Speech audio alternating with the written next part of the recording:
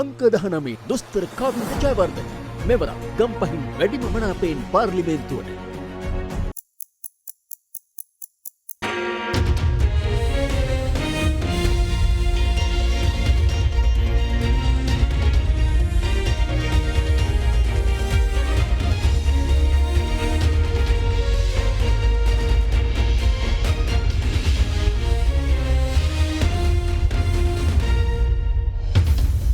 Tonight, on First at 9 this Thursday, the 7th of November 2024.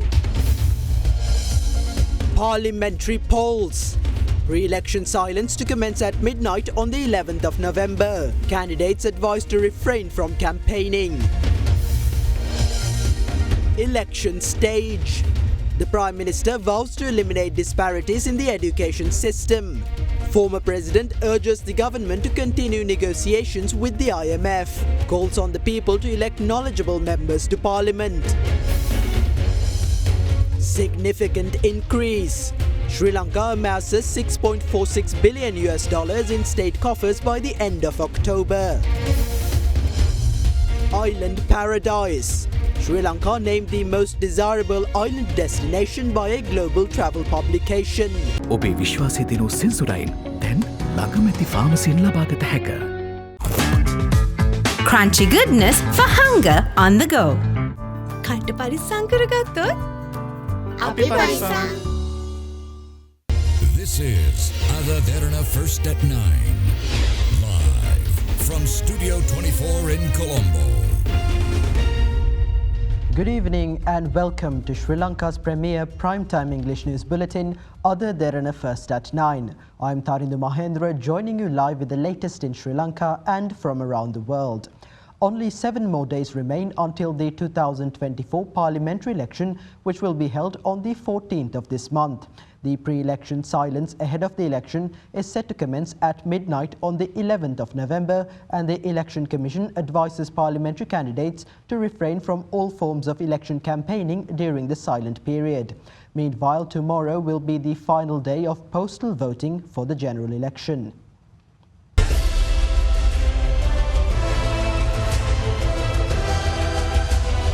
Sri Lanka decides 2024.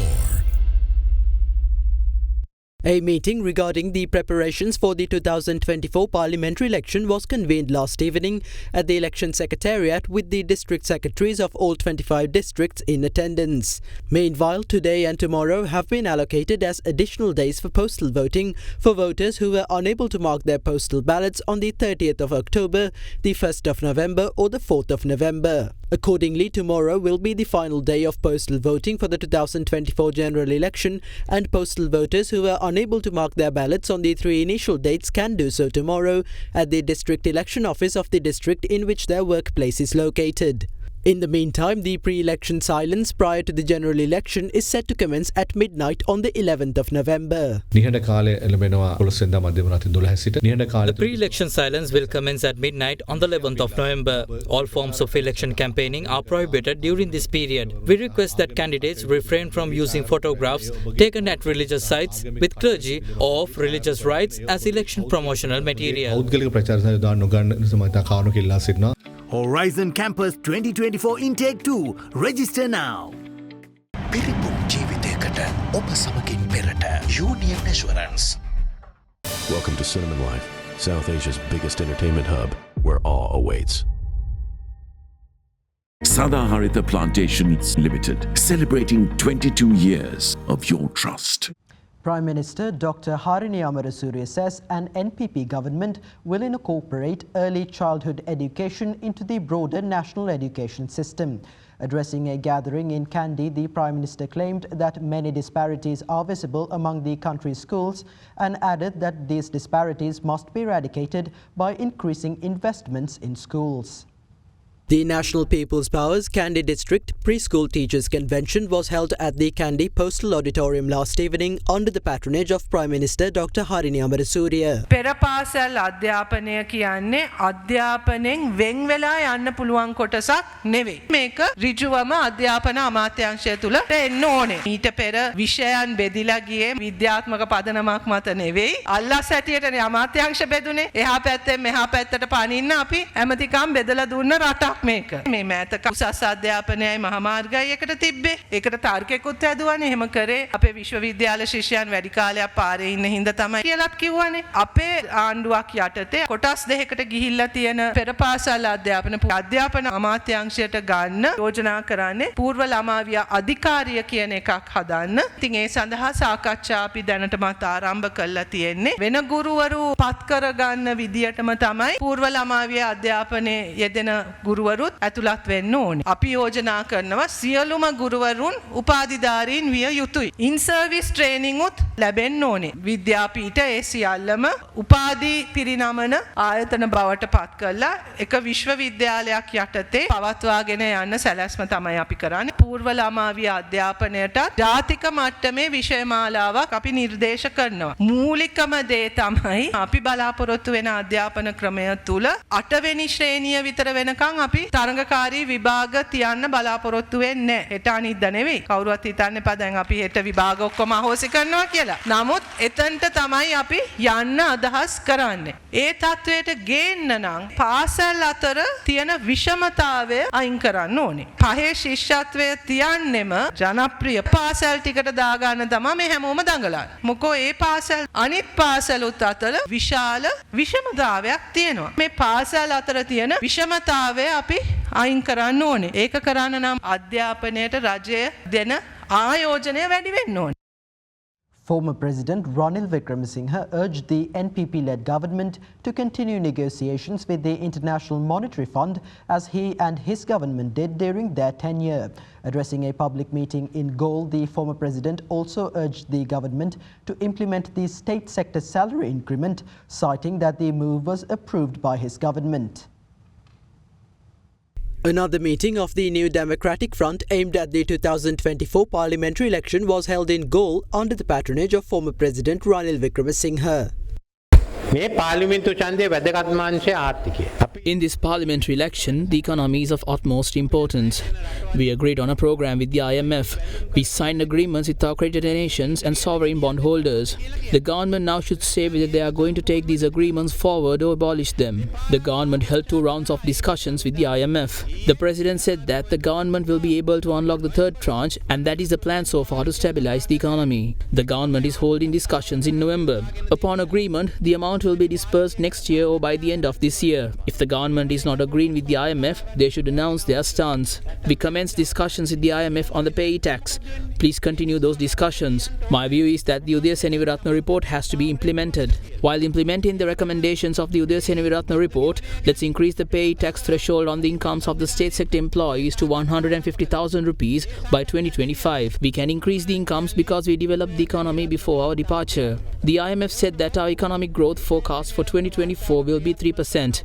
Now it has increased to 4.4%. We can achieve a growth of 5% next year. If you know how to implement this, then please do that. If you do not know, please ask me. Please do not wait without increasing the salaries, strengthen the rupee and provide other benefits promised. Are we going to send these people who lack knowledge to Parliament? Fast track your career from O-Levels with eSoft.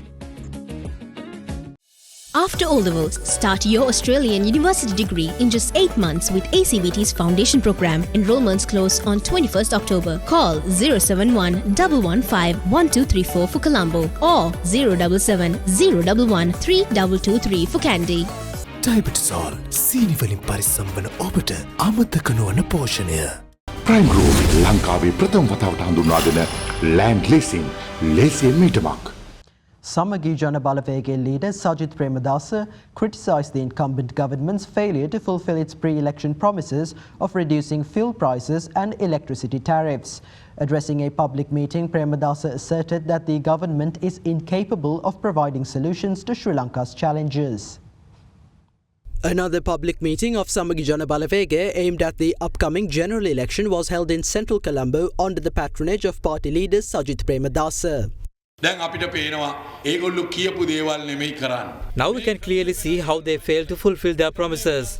They vowed to change the system, but did the system actually change? No, it didn't. We can recall how they made a spectacle of showing the parking lot of the presidential secretariat to the public. Yet not a single case was filed against those who used those vehicles. Where are those vehicles now? They have been given to various ministries. Because when their party members win, they don't rely on public transport to get to parliament. No, they need official vehicles. Those same vehicles will be handed over to those members. They only showcase those vehicles at the presidential secretariat to stir up public resentment.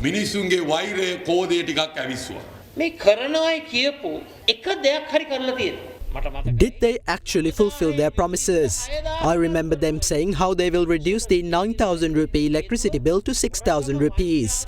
They said that the reasons for higher electricity tariffs were corruption, fraud, extortion and theft. So I would like to ask the President why the electricity bill is still high, given that they are still taking commissions and accepting bribes. They said they would reduce the prices of essential food items. However, the government has failed to provide rice at a bearable price. They also promised to reduce fuel prices. However, the selling price of fuel is significantly higher compared to the buying price. Government says that they have to pay a commission for it. They also say there's a heavy tax burden. Meanwhile, the chairman of the Ceylon Petroleum Corporation, who was appointed by the president, says they cannot reduce fuel prices, claiming that doing so will make the country go bankrupt. At least you should realize the two-faced politics of the JVP. I can tell you that this government cannot establish a strong governance. They are unable to provide solutions for the challenges faced by the country. The leader of Sarva Jana Bale, Dilit Jayavira, says his alliance is ready to present its national strategic plan to the government in order to support its future initiatives. Addressing a public meeting, Jayavira emphasized the need for Sri Lanka to accumulate reserves in preparation for the recommencement of debt servicing in 2028. Another public meeting of Saurajana Bale aimed at the 2024 parliamentary election was held today in Kandy under the patronage of the alliance's leader Dilit Jayavira.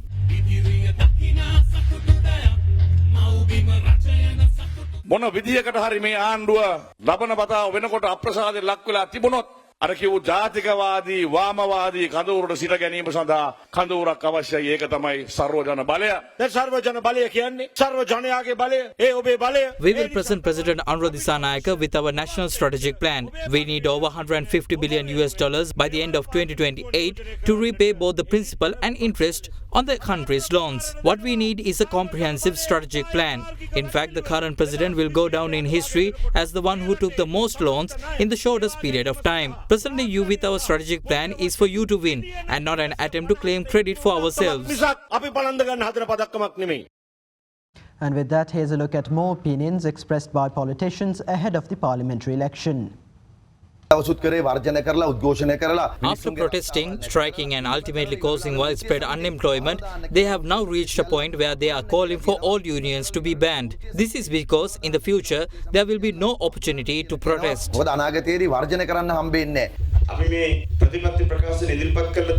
We have developed policies that are meant to be implemented over the next 5 years, not 5 weeks. Sajith Premadasa has panicked and is claiming that we have not fulfilled our promises. But we have not even formed a government yet to fulfill those promises.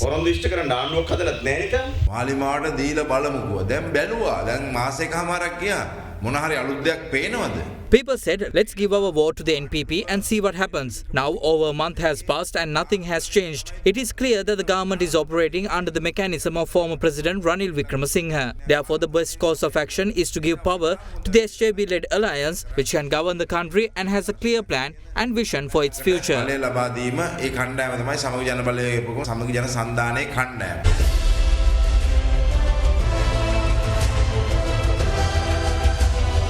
Sri Lanka decides 2024. Pivituru Hellorume leader Uday Gammampila claims government has borrowed 1.16 trillion rupees during its 6-week tenure.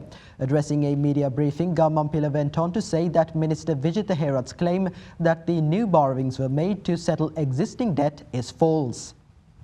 ඊයේ භාණ්ඩාගාර බිල්පත් නිකුතුවෙන් real බිලියන 175ක් ආණ්ඩුව ණයට ගත්තා. Yesterday, the government borrowed 175 billion rupees through the issuance of treasury bills. A further 17.5 billion rupees will be borrowed today. During their 6 weeks in office, the incumbent government has borrowed a total of 1.162 trillion rupees. This includes 963 billion rupees raised through treasury bills, 139 billion through treasury bonds, and $200 million obtained from the World Bank. When this government assumed power, the outstanding debt from the 76 years since independence was 30 trillion rupees. However, the incumbent government during their 6-week tenure borrowed 1.16 trillion rupees. Government media spokesperson Minister Vijitha Herath once asserted that they had not incurred any debt. However, after we've disproved this claim, he is now claiming that they have only borrowed to repay existing debt and that those borrowings do not increase the total debt. Only borrowing to repay existing debt is the government's latest false claim. In October, the government issued 629.75 billion rupees worth of treasury bills. However, the value of treasury bills that reached maturity in October was 532.65 billion rupees, which means during October the government has borrowed over 97 billion rupees through the issuance of treasury bills alone. රුපියල් බිලියන 97ක් භාණ්ඩාගාර බිල්පත් නිකුත් කිරීමෙන් පමණක් පසුගිය මාසය තුල ආණ්ඩුව තමන්ගේ වියදමට ණයට අරන් තිබෙනවා. Former State Minister Lohan Ratwatte and his wife have been further remanded by the Nugegoda Magistrates Court until the 18th of this month. The order was made after the suspects were produced before the court this morning. Former State Minister Lohan Ratwatte and his wife were arrested and remanded over the charges of using a luxury car illegally imported and assembled in Sri Lanka. The Nugegoda magistrate rejected the bail request made on behalf of the two suspects and ordered them to be remanded until the 18th of November. The court also ordered that the bank accounts of the two suspects be investigated and the video evidence presented to the court be forwarded to the government analyst.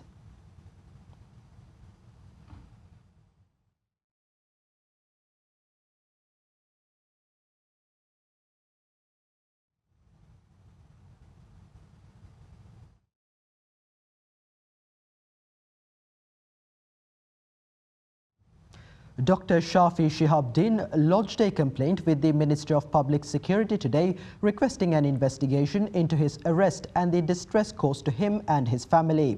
He also requested the Public Security Ministry to investigate the incident pertaining to false statements with the intent of creating disharmony within society as well as for forging documents in a deliberate and conspiratorial manner. Yesterday, Dr. Shafi Shihabdin, who was accused of performing illegal sterilization surgeries on over 4,000 women who were under his care during their cesarean deliveries, amassing assets through suspicious means and having links to terrorist activities, was acquitted of all charges by the Kurunegala Magistrates Court. The decision was made after the Attorney General's Department informed the court that there was insufficient evidence to proceed with the case. Further, the foreign travel ban imposed on the doctor was also revoked. Meanwhile, today, Dr. Shafi lodged a complaint with the Ministry of Public Security requesting an investigation into his arrest and the distress caused to his family and him, making false statements with the intent of creating disharmony within society and forging of documents in a deliberate and conspiratorial manner. As a part of the conspiracy launched by a group including the DIG in charge of Kurunegala, they arrested me without a warrant.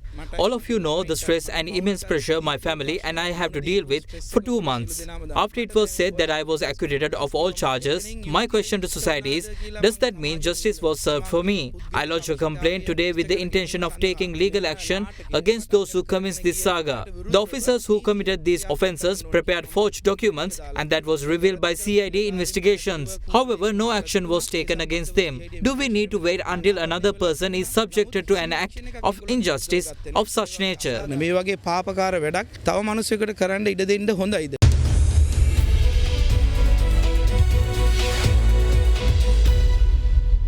Welcome back. Wanderlust Reader has named Sri Lanka the most desirable island in its travel awards for the year 2024.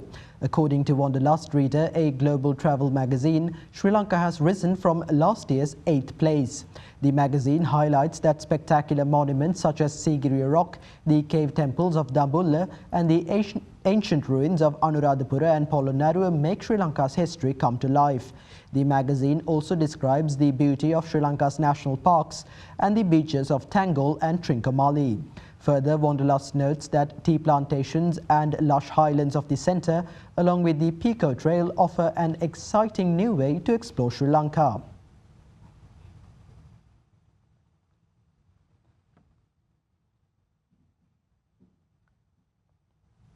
Sri Lanka's official reserve assets have significantly increased to $6.46 billion in October 2024.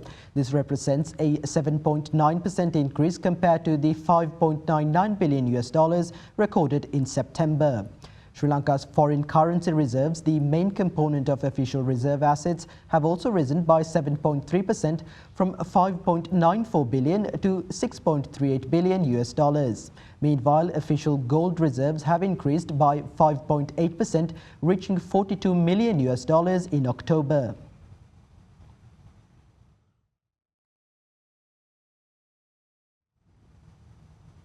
The Central Bank's Financial Intelligence Unit has entered into a Memorandum of Understanding with the National Secretariat for Non-Governmental Organizations to facilitate the exchange of information related to investigations and prosecutions of money laundering, terrorist financing and other related crimes.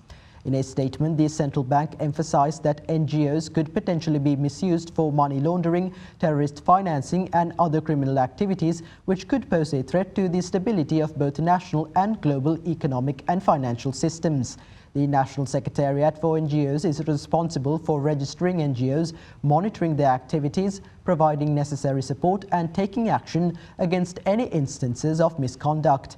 According to the Central Bank, the MOU will enable the National Secretariat for NGOs to share relevant information with the FIU regarding any incidents, investigations or prosecutions related to activities carried out by the Secretariat or individuals connected to these activities.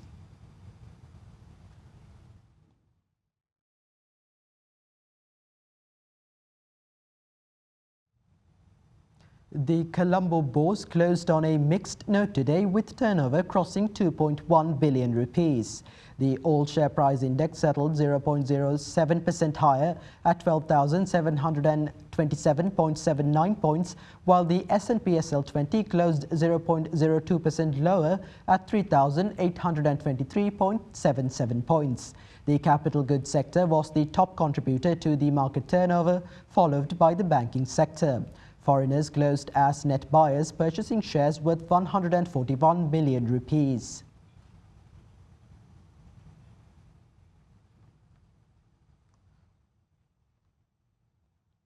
And with that, let's take a look at the rupee exchange rate for the day.